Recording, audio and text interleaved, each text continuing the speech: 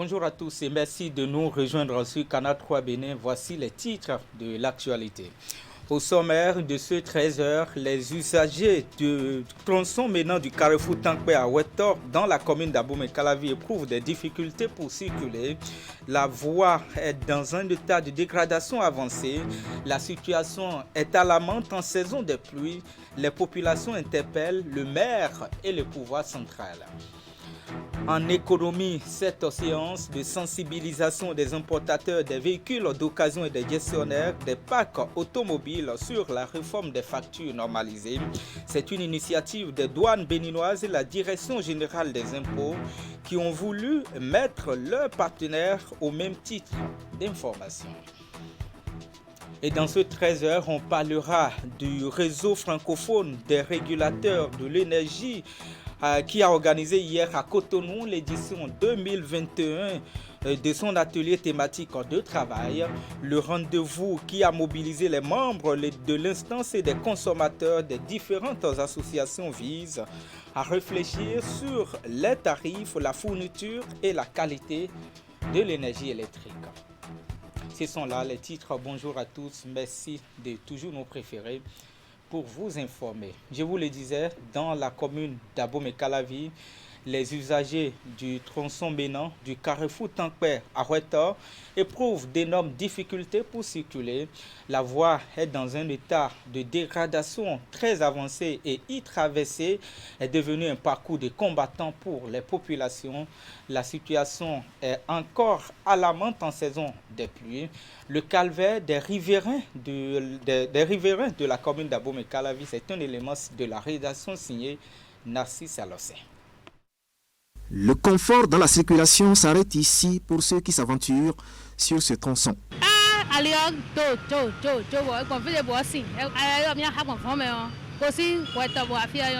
voie de carrefour Tankpe à Wetor là, c'est très dangereux. Dangereux, et le constat fait sur le terrain est loin de faire mentir les usagers.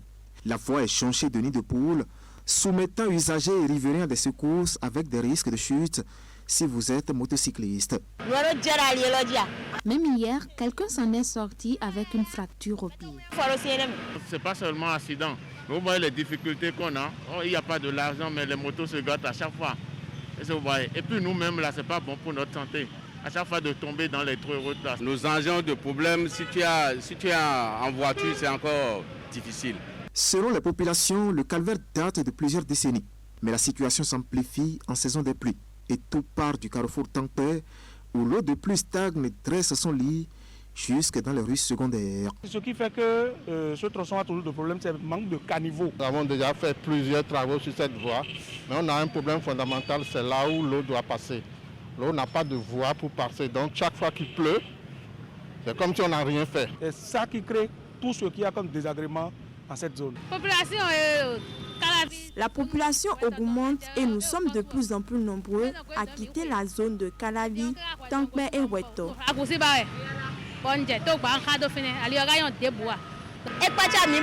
Nous avons été surpris de voir une niveleuse aujourd'hui. Si c'est quelqu'un qui nous aide, que Dieu le bénisse. Le salut pour les riverains vient de cette niveleuse vue sur le terrain. L'engin de terrassement oriente avec sa lame et ses deux essieux les tas de sable vers les trous pour les boucher. Un travail de reprofilage confié à ce monsieur avec un délai contractuel qui est arrivé presque à terme. Nous avons commencé depuis 3 semaines. Aujourd'hui, là, on va terminer.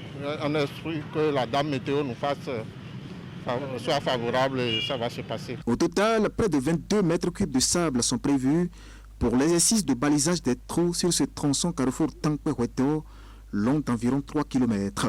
Seulement, ces travaux de reprofilage n'offrent que des solutions précaires, ce qui ne semble pas du goût des usagers. Moi, j'ai l'impression qu'il y a certaines zones qui sont privilégiées, mais d'autres, on nous a oubliés carrément. Le cas d'Aïta n'est qu'à venir nous aider, comment il a fait de Tankpe à Gazetique là. Au moins, il n'est qu'à venir faire ça. D'essayer de réfectionner la voie pour qu'on ait l'accès facile à nos maisons. En attendant, le chemin de croix continue ici pour les usagers, contraints à subir des secousses avec tous les risques. Le geste de soulagement, lui, est espéré du côté des pouvoirs publics.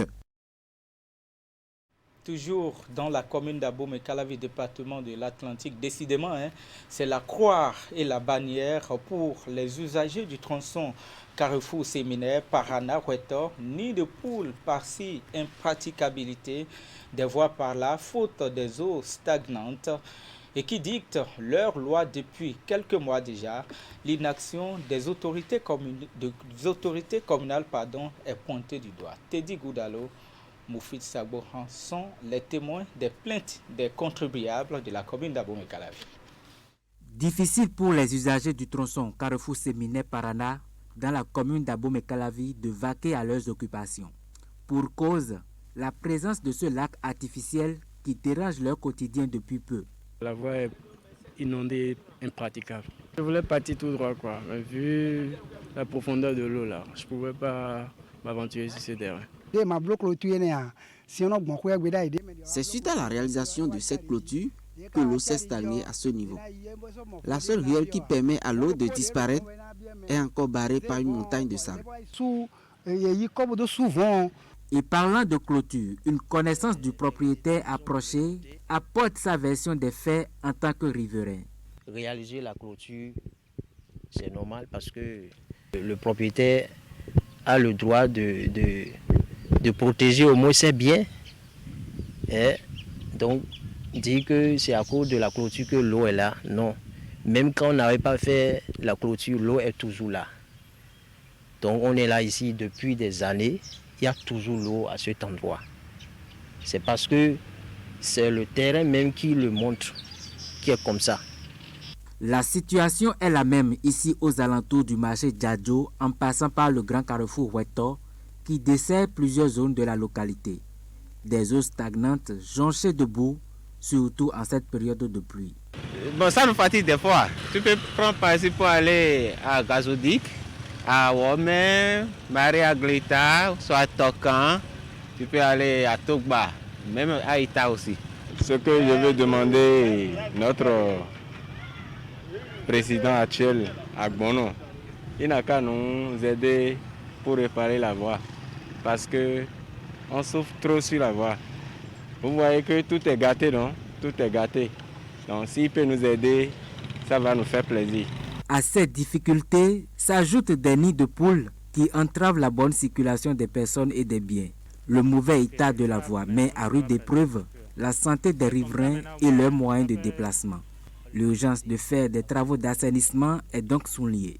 Donc ce qu'on demande aux autorités locales, c'est de réagir vite pour faire des diligences et créer au moins une voie d'assainissement pour un intérêt général, pour éradiquer ce problème-là. Sinon, on va demeurer toujours le même problème. En attendant de voir leur peine conjuguée au passé, usagers et riverains devront prendre leur mal en patience face à ce qu'ils qualifient d'inaction des autorités communales. Toutefois, ils espèrent leur prompte réaction pour trouver une solution à leurs difficultés. Et puis suite à la décision du Conseil des ministres interdisant l'exportation des produits vivriers du Bénin vers l'extérieur, des cas d'infraction ont été surpris par des forces béninoises. Dans cette optique, le directeur général des douanes et droits indirects et son collègue de la Direction générale des impôts ont effectué une sortie médiatique pour rappeler aux populations le bien fondé de cette décision prise en Conseil des ministres.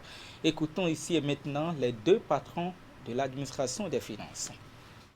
Effectivement, depuis 2 ans, nous avons constaté ce phénomène qui consiste à contourner la voie légale.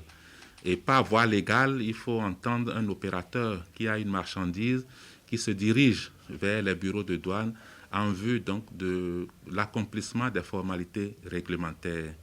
Évidemment, suite à la décision du Conseil des ministres, nous avons rappelé par la note 31 en date du 25 juin 2021 l'ensemble des procédures à mettre en œuvre pour les commerçants qui veulent travailler dans la légalité.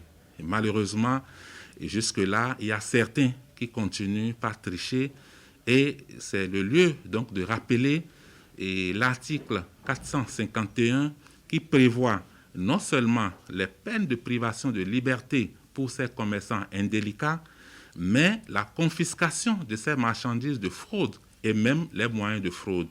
Il faut rappeler que la sensibilisation a duré près de 3 ans, 4 ans. Et l'année passée, on est allé jusqu'à vente aux enchères publiques certaines marchandises qui ont fait l'objet donc de saisies. Et cette fois-ci, je pense qu'il est nécessaire qu'on rappelle la réglementation mise en œuvre pour l'exportation de ces marchandises pour que chacun sache à quoi s'en tenir en cas de fraude et lorsqu'il sera donc intercepté. Le gouvernement a pris la décision d'interdire la sortie, l'exportation des produits vivriers. Au plan fiscal, lorsqu'il y a des personnes qui ne se conforment pas à la réglementation, qui ne sont pas connues de la Direction générale des impôts et qui font des transactions, elles sont considérées simplement comme des fraudeurs. Et la loi fiscale a prévu des sanctions dans ces cas. Premièrement, toute personne qui désire sortir des produits vivriers, en principe, doit pouvoir, en dehors des déclarations au niveau des services de la douane, faire cette déclaration fiscale. Le défaut donc de cette déclaration fiscale constitue une infraction. Et qui plus est, à partir du moment où ces sorties de produits vivriers ne sont pas soutenues par des tests en vigueur, les dispositions des articles 1135 et suivants du Code général des impôts seront appliquées. Il s'agit donc d'intercepter ces personnes, de leur infliger des amendes fiscales allant de 100 000 francs à 1 million de francs CFA et également des sanctions privatives de liberté allant d'1 an à 5 ans. Je voudrais aussi rappeler au passage que les consignes du gouvernement sont claires. En fait, ces produits vivriers ou ces produits qui sont exportés sont appelés à rester sur le territoire national afin donc de satisfaire à la consommation intérieure.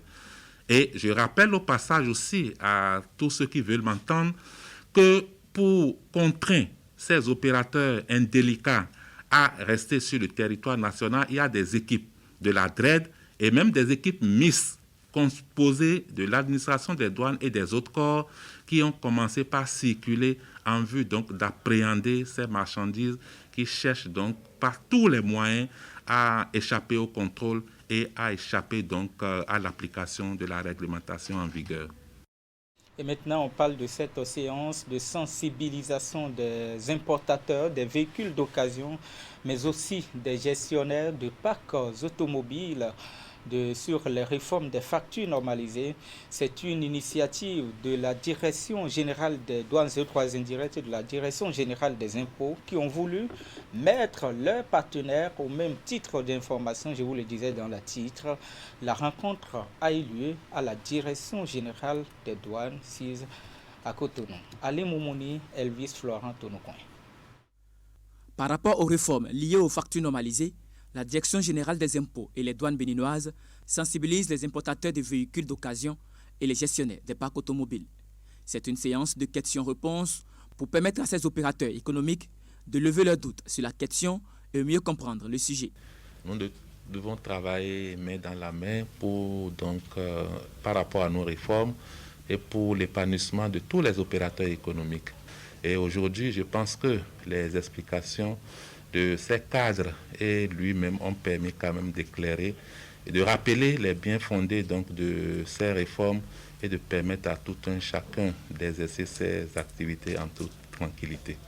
En réponse aux différentes préoccupations de leurs hôtes, le directeur général des impôts et ses collaborateurs ont apporté des explications sur le bien fondé des réformes de la facture normalisée, lesquelles réformes constituent une solution moderne qui apportera plus de transparence dans les différentes activités des opérateurs économiques. Globalement, la réforme vise à élargir l'assiette fiscale et également à améliorer les comptes nationaux. Sur le plan de l'élargissement de l'assiette fiscale, les intermédiaires qui interviennent dans le secteur peuvent également délivrer les factures normalisées à travers notre plateforme, donc sans pouvoir acheter une machine. En faisant ainsi, on améliore les recettes, mais également on élargit l'assiette fiscale de sorte que le nombre de contributeurs deviendra plus important et le poids de l'impôt sera partagé entre toutes ces personnes au lieu de peser sur une minorité. Selon le directeur général des impôts, la facture normalisée n'est autre que les anciens reçus ou quittances qui étaient délivrés. Et cela ne devrait pas engendrer un surcoût. La séance de sensibilisation a duré environ 3 heures et les participants ont eu l'occasion de vider leur panier. Et puis on revient sur cette belle performance de la douane béninoise. L'équipe que conduit Charles Inoussa Sakaboko a enregistré pour le compte du premier semestre de 2021 une augmentation des recettes qui s'élèvent à 201 milliards de francs CFA contre une prévision de 199 milliards de francs CFA. Eh bien, c'est l'un des résultats des réformes engagées au sein de l'administration douanière. La séance a été aussi l'occasion d'annonce du renouvellement par l'agence AB Certification. Ulrich Ekwegaba, Rachidi Soubero. Une douane moderne dans un Bénin révélé, c'est le but des réformes engagées au sein de la corporation douanière. Charles Inoussa Sakaboko et tous les disciples de Saint-Mathieu sont déterminés à booster l'économie nationale à travers l'amélioration des recouvrements des recettes de l'État. Et cette farouche détermination a permis à la douane béninoise d'inverser pour le compte du premier semestre 2021 la tendance baissière enregistrée l'année précédente. Après avoir été premier, au sein des espaces communautaires que sont l'UMOA et la CEDEAO, en ce qui concerne bien sûr la libre circulation des personnes et des biens, les douanes béninoises suscitent aujourd'hui l'admiration des administrations sœurs de la sous-région et même au-delà, aussi plusieurs organismes internationaux tels que l'Africa, l'OMD, pour ne citer que ceux-là qui ont une très bonne perception de nos réformes. En ce qui concerne donc les recettes du premier semestre de l'année 2021, pour une prévision de 199 milliards 990 millions de francs CFA, nous avons pu mobiliser 201 milliards 70 millions de francs, soit un taux de réalisation de 154% malgré tous ces facteurs exogènes. Ces recettes comparées donc à celles de la même période de 2020 révèlent une augmentation de plus de 43 milliards, soit un labelli de 27,25%, ce qui témoigne de l'efficacité de ces réformes depuis leur mise en œuvre. Les performances enregistrées par la douane béninoise lui ont également valu le renouvellement de AB Certification pour le système de management de qualité, une certification que le directeur général des douanes décerne à l'ensemble de son personnel. Il en profite pour faire un clin d'œil à tous les partenaires qui accompagnent la douane béninoise dans ces réformes. La reconnaissance des différents efforts de notre administration par l'Organisation mondiale des douanes sur la lutte contre la fraude et le trafic illicite de certaines marchandises a permis de classer l'administration des douanes béninoises successivement 4e en Afrique et 13e sur les 99 pays en lice en 2020 et 2e il y a seulement quelques jours derrière le Pérou sur 145 pays au monde et donc premier dans toute l'Afrique. Tout ceci témoigne donc de l'importance de nos réformes. J'apprends ce matin que votre certification est renouvelée et c'est avec fierté que nous accompagnons une administration qui décide de mettre en place un système de management de la qualité. Cela veut dire que ça va au-delà de l'objectif de recette, mais que la douane se place définitivement dans un objectif de mieux servir les usagers, de mettre en place des procédures adaptées idoines pour faciliter les échanges, pour se moderniser. Et ça, c'est un excellent signal que vous envoyez à toute la communauté économique. Merci et bravo. je voudrais vous féliciter pour le travail ô combien important que vous abattez depuis quelques années à la tête de votre administration. Les résultats, je crois, parlent d'eux-mêmes. Cette journée de restitution a été pour l'ensemble des disciples de Saint Matthieu le lieu de faire un résumé détaillé et complet des résultats enregistrés par l'institution douanière, l'apport de Bénin Contrôle dans les résultats atteints, l'analyse des performances au premier semestre 2021 et le nouveau cadre harmonisé de gestion des finances publiques via le réseau comptable de la douane.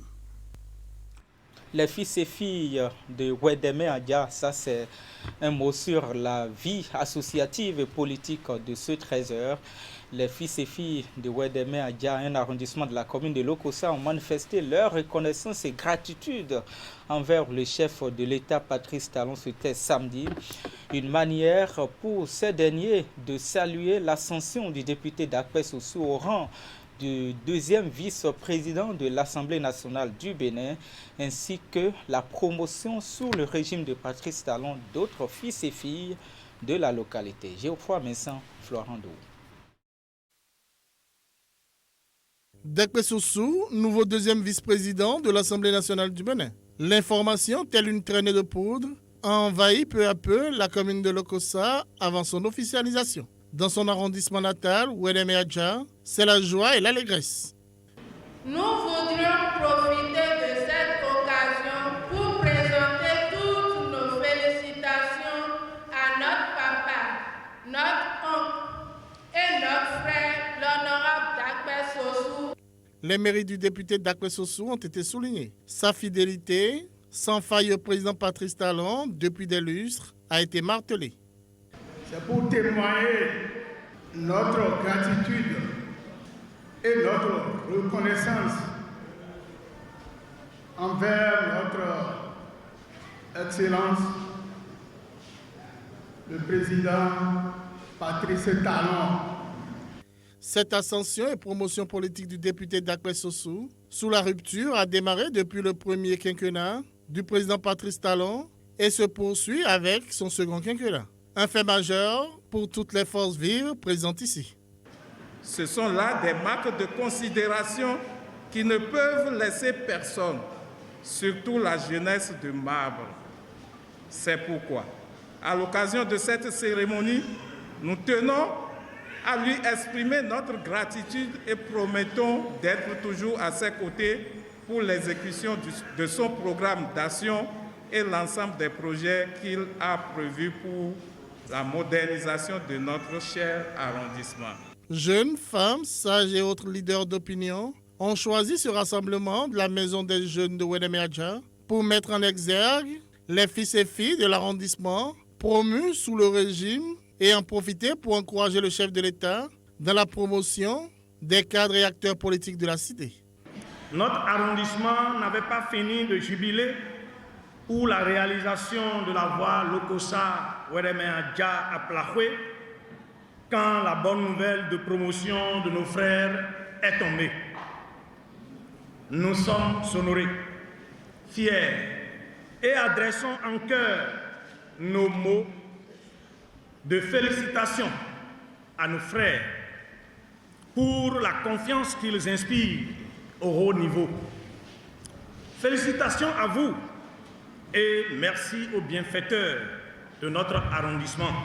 Et pour ce qui nous concerne en tant que jeunes enfants et fils et filles donc de Soussou Dakpé, de Nestor Wadani mélangés ici, parce que autant que nous sommes ici, nous sommes leurs fruits, qu'en réalité, nous sommes pleinement en joie. C'est un plaisir pour nous de voir notre papa gravir des échelons. Cela rassure que demain sera meilleur. Parce que dans la maison où le père évolue, les enfants doivent chercher à aller plus loin. Et donc, nous profitons aussi pour remercier le chef de l'État pour tout le bienfait qu'il fait à nos parents et qu'ensuite à nos frères et à nous-mêmes d'ailleurs et à toute la population donc de Lokossa et de Wedeme. Ce grand rassemblement qui a réuni des jeunes leaders de la commune de Lokossa, toute formation politique de la mouvance présidentielle confondue, marque une reprise des activités politiques dans la région après quelques semaines d'accalmie.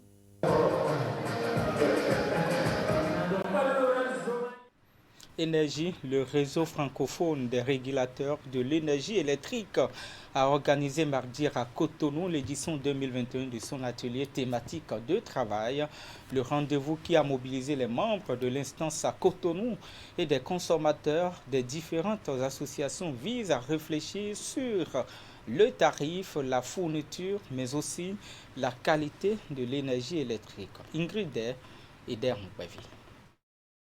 Les consommateurs venus de divers horizons prennent part à ces travaux initiés par le réseau francophone des régulateurs de l'énergie. Le rendez-vous entre dans le cadre de l'édition 2021 de l'atelier thématique de travail du Régulap EFR. Il s'agit d'une rencontre d'échange et de réflexion sur le thème « Les consommateurs au cœur du système énergétique ».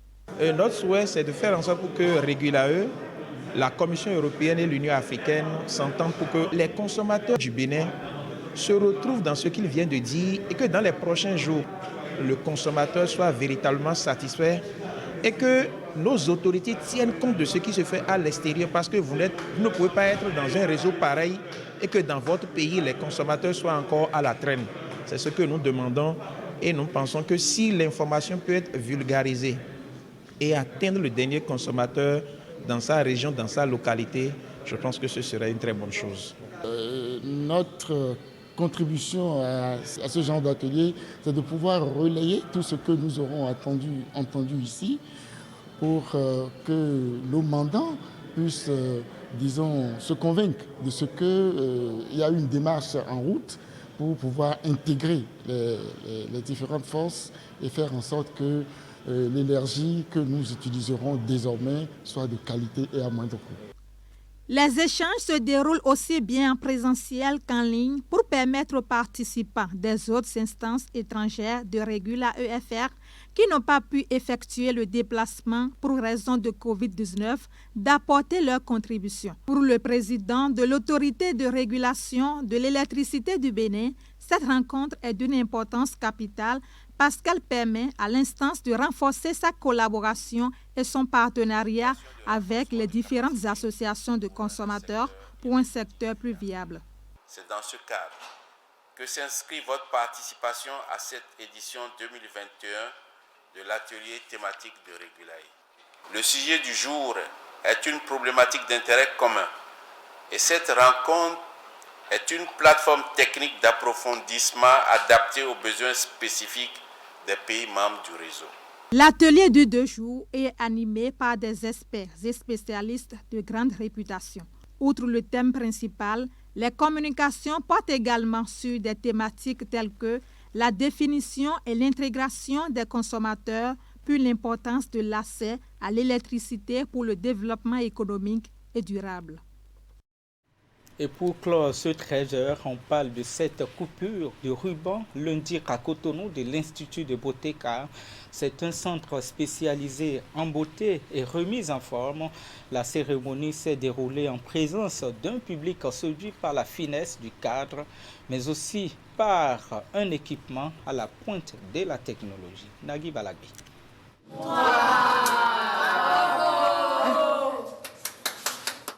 Le ruban qui cède est derrière l'hypnose. Le public est médusé face à autant de charme. Bienvenue à l'Institut K, un centre de référence beauté haute technologie, pensé et réalisé sur place ici, pour enfin proposer aux Béninois le meilleur dans le domaine du soin et de la remise en forme. Je suis rentrée en novembre dernier. Je suis rentrée avec mes extensions de cils et ils sont tombés. Et je voulais les refaire, mais j'ai vraiment galéré pour trouver un institut à Cotonou pour me refaire les extensions de cils. J'ai trouvé que c'est pas normal. C'est là où m'est venu de refaire le même institut que j'ai en France, ici. Et l'on découvre au fur et à mesure de la visite un équipement de pointe, logé dans un cadre de rêve et qui présage d'une offre alléchante. Beauté du regard, soins du corps, cool sculpting, soins laser, détente. Et ce n'est pas tout. À l'Institut K, d'abord, ce qui est primordial, c'est la machine que j'ai ramenée pour maigrir, la cryolipolyse. Elle permet de sculpter le corps. Parce qu'aujourd'hui, ce n'est pas tout le monde qui a l'argent pour faire une chirurgie esthétique. Et même quand elles ont de l'argent, tout le monde a peur de s'endormir. On se dit, on ne va plus se réveiller. Donc, j'ai racheté une machine qui remplace. Elle ne va pas te faire exactement, mais ça va te faire moins 70% comme une chirurgie esthétique. Donc, c'est pour perdre de la graisse, de la cellulite. Donc, dès la première séance, on peut perdre 4 à 6 cm de tour de taille. Bien évidemment, je mesure le avant et le après. J'ai ramené aussi une machine de laser pour blanchir les dents. Tout le monde veut avoir des belles blancs, des dents super blanches. J'ai ramené aussi le laser pour le détatouage. Des fois, on fait un tatouage dans un coup de folie et après, on n'en veut plus. Donc, ça permet d'enlever le tatouage. Et j'ai opté pour ces magnifiques fauteuils pour la pédicure. Parce que je me dis, ça fait hyper classe. On peut faire ses pieds moins chers dans un endroit aussi luxueux. Pour offrir le meilleur du spa à petit prix, l'Institut K ouvre ses portes à Cotonou. Afin de s'en convaincre, il n'en faut pas plus que de consulter la grille tarifaire. Parce que c'était ça l'objectif. Quand j'ai fini ce spa, toutes mes copines m'ont dit, c'est trop chic, mais un prix super cher. Comme ça, tu auras qu'une certaine gamme de personnes. J'ai dit non. Parce que quand j'ai voulu ce projet à la base, c'était un truc chic à prix abordable, un truc chic où tout le monde peut venir. Le centre de Cotonou est le premier d'une série. Cap sera mis dès prochainement sur d'autres capitales de la sous-région. Et bien plus encore, l'Institut K arrive pour révolutionner le secteur de la beauté et du bien-être ici en Afrique. C'est la fin de ce journal préparé par l'ensemble de notre équipe rédactionnelle. Merci de m'avoir suivi. Restez sur Canal 3 Bénin et sur canal3télévision.com. À très vite.